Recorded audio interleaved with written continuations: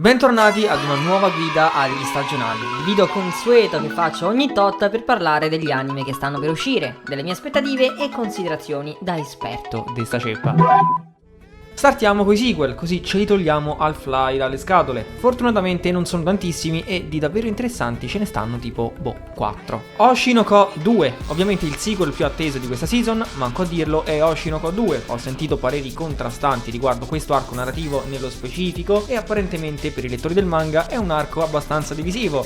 C'è chi lo ha amato e chi dice che è il più noioso perché il picco arriva dopo. Ad ogni modo, per quel che riguarda lo staff, non ci sono praticamente cambiamenti dal team che ha lavorato alla prima season, quindi ci possiamo aspettare una stagione che sia qualitativamente simile alla prima. So che le parti belle arrivano più avanti nel manga, ma spero che nell'anime abbiano incluso delle scene originali fanservice di incesto tra Ruby e Aqua, che a quanto pare è la cosa migliore della serie. Tower of God 2, il secondo sequel più atteso, è ovviamente quello di Tower of God. La prima stagione è stata incredibilmente divisiva, con i fan del webtoon che si scannavano a vicenda con le loro opinioni un po' nerd. La verità è che sotto quasi tutti i punti di vista la prima season di Tower of God è stata una serie solidissima, più o meno, un po' avvantaggiata anche dal fatto che la prima stagione del webtoon sia disegnata un po' di schifo, però vabbè, per la gioia dei detrattori della prima season, questo sequel è stato prodotto da un team diverso. Il regista è cambiato, adesso è un tizio che ha fatto 3 cose in vita sua e nessuna di queste è stata dirigere un anime, però perlomeno è affiancato / supervisionato da Kazuyoshi Takeuchi, che nonostante non sia nemmeno lui effettivamente un director con esperienza, ha lavorato come key animator a tante cose carine. Il character design è stato aggiornato, ma se ne occupa sempre Tanino, come nella prima season. Per tutti quelli che invece si sono lamentati delle parti tagliate dal webtoon, di incongruenze o robe simili, mi dispiace dirvi che la sceneggiatura è ancora a cura di Erika Yoshida, quella che ha scritto pure lo script della prima season. Per il resto è cambiato anche l'art director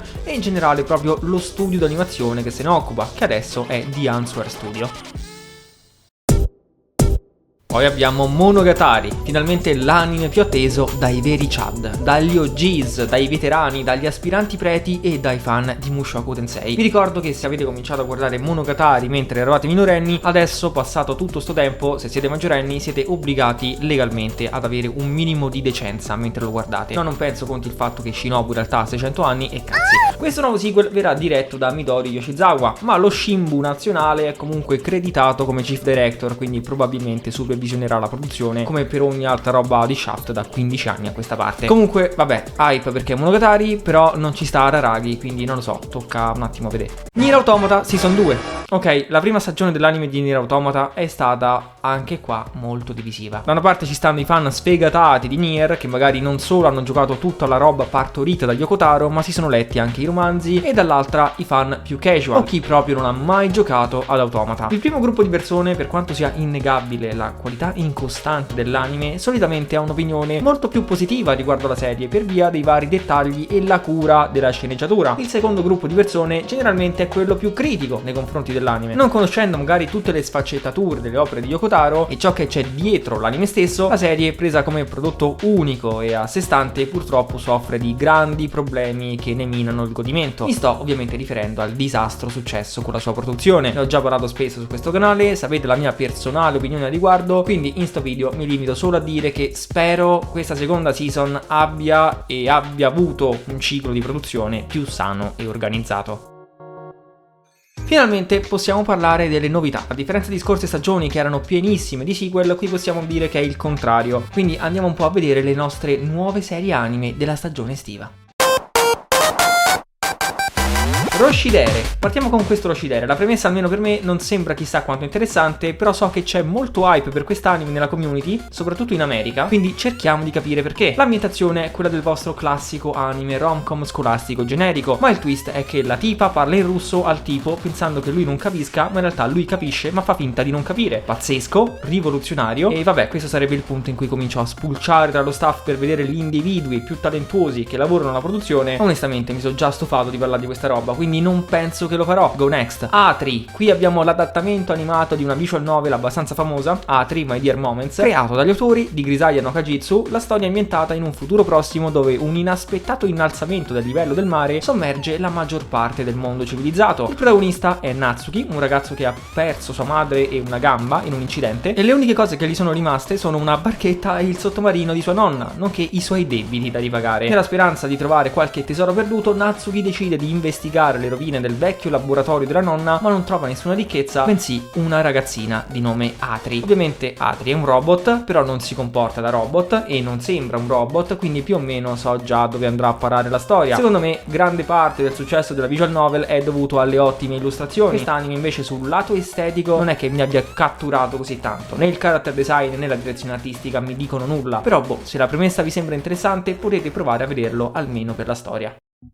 Shoshimin, eccoci qua, il piatto forte di questa season, almeno per me. Allora, avete mai visto una serie anime in CinemaScope? Io no. Questa è effettivamente la prima volta che mi capita. Non so se sono solo i trailer ad essere letterboxati o anche l'effettivo anime sarà così. Per chi non sapesse cosa vuol dire CinemaScope, in breve è l'aspect ratio. Detto ancora più semplicemente, sono le barre nere sopra e sotto, che sono più che altro presenti nei film piuttosto che negli anime. Ma vabbè, a parte questo dettaglio, parliamo un pochino di più di questo Shoshimin. La storia segue un ragazzo ed una ragazza che vogliono semplicemente vivere la loro vita in tranquillità e normalità. Purtroppo però finiscono sempre per ritrovarsi in situazioni particolari e a risolvere misteri. L'autore originale della storia è Honobu Yonezawa, che forse conoscerete già per essere la mente dietro la serie di novel da cui è stato ispirato Yoka, l'anime di KyoAni. Yonezawa in realtà è uno scrittore di gialli di successo in Giappone e la maggior parte delle sue opere più famose è stata adattata o in film o serie TV. Dando invece uno sguardo allo staff dietro l'anime, ormai mi conoscete, e i due ruoli che vado quasi sempre a vedere per capire se un'opera potrebbe essere valida oppure no, almeno per me, sono il director e l'art director. Qui il director è Mamoru Kanbe, che ha lavorato in passato alla regia di Elfen Lied o The Promised Neverland. L'art director invece è Akira Ito, che invece ha lavorato alla direzione artistica di Lord del Melloi, Overtake, Baccano, Durarara e ancora Elfen Lied. Mentre del director non mi fido tanto perché non ho visto abbastanza roba sua, di questo Akira Ito invece mi fido di più perché personalmente apprezzo molto l'estetica di Overtake o Lord del Melloi. Suicide Squad Isekai. Ah, eccoci qua. Questo è probabilmente l'anime nuovo che è stato più chiacchierato nei mesi precedenti alla sua uscita. D'altronde l'idea di prendere la Suicide Squad della DC e farci un anime è già abbastanza da dare notizia. Figuriamoci poi se l'anime è un Isekai. Non so chi lo voleva, però eccolo. Perciò questo Suicide Squad per me si prende due premi. Il primo è per essere la novità più chiacchierata che nessuno voleva. Il secondo è il premio alla key visual più brutta che io abbia mai visto. Per favore chiamate un vero grafico la prossima volta. La premessa è abbastanza autoesplicativa. C'è la Suicide Squad che viene inviata in un altro mondo che rispetta i canoni del classico fantasy isekai a cui siete tanto abituati. L'art director è Masakazu Miyake, che ha lavorato a serie come Mushoku Tensei, Konosuba o Log Horizon, quindi in fatto di isekai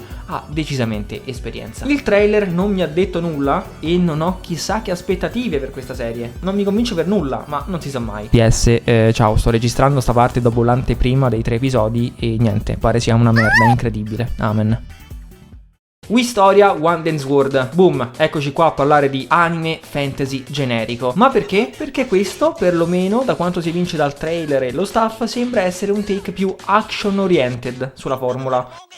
Il regista è Yoshihara, che è un bravissimo animatore che ha lavorato in passato a Black Clover, Chainsaw Man, ma anche Frieren e Jujutsu Kaisen. Una cosa che mi ha stupito è che su sta serie Yoshihara ha lavorato anche alla sceneggiatura, quindi probabilmente vedremo la storia originale del manga riadattata in un modo meno convenzionale del solito. Quello che penso è che appunto l'anime sia più improntato sulle scene d'azione. Adesso invece vi nomino una carrellata di robe che potrebbero essere interessanti, ma sulle quali per il momento non ho granché da dire. Nare Nare Cheer for You, un anime su delle cheerleader che potrebbe interessare ai fan di roba come Love Live, Idolmaster o Bang Dream. E a proposito di quest'ultimo, il regista è Koudai Kakimoto, che ha lavorato estensivamente al franchise di Bang Dream. Caruccio esteticamente mi ha colpito particolarmente il color design. Mayonaka Punch, anime su 2 content creator che vogliono sfondare. Il trailer mi ha dato un po' di vibe da Jellyfish e il regista è lo stesso di Paripiko Mei, che alla fine è stata una serie leggera e godibilissima. Delico's Nursery, qui la prima cosa che mi ha colpito è senza dubbio dubbio la direzione artistica. Da quel che ho capito quest'anime è collegato a degli spettacoli teatrali scritti sempre dallo stesso sceneggiatore, Kenichi Suemitsu. Per i fan di Space Battleship Yamato uscirà una nuova serie spin-off o sequel, non ho idea perché non seguo il franchise, però lo staff sembra solido e probabilmente c'è gente a cui interessa. Makeine, serie che ha catturato la mia attenzione a causa di un Twitter drama che non ricordo e perché sostanzialmente ha un bel character design e ha dei bei colori accesi. E ovviamente non potevo finire il video senza menzionare il meme di Nokotan. No, non lo seguirò, non mi interessa, però va bene, riconosco che è stato un simpatico memozzo e quindi ve lo cito. Conclusioni. In conclusione, questa stagione estiva sembra più o meno promettente, anche se la maggior parte dei titoli che siamo andati a vedere bisogna ovviamente valutarli una volta finiti. Soprattutto in casi come Nier o Shoshimin c'è da sperare che le produzioni non esplodano. Fatemi sapere se voi siete interessati a qualcosa di particolare o se c'è qualche anime che ho missato che secondo voi merita attenzione. Noi ci becchiamo col prossimo video.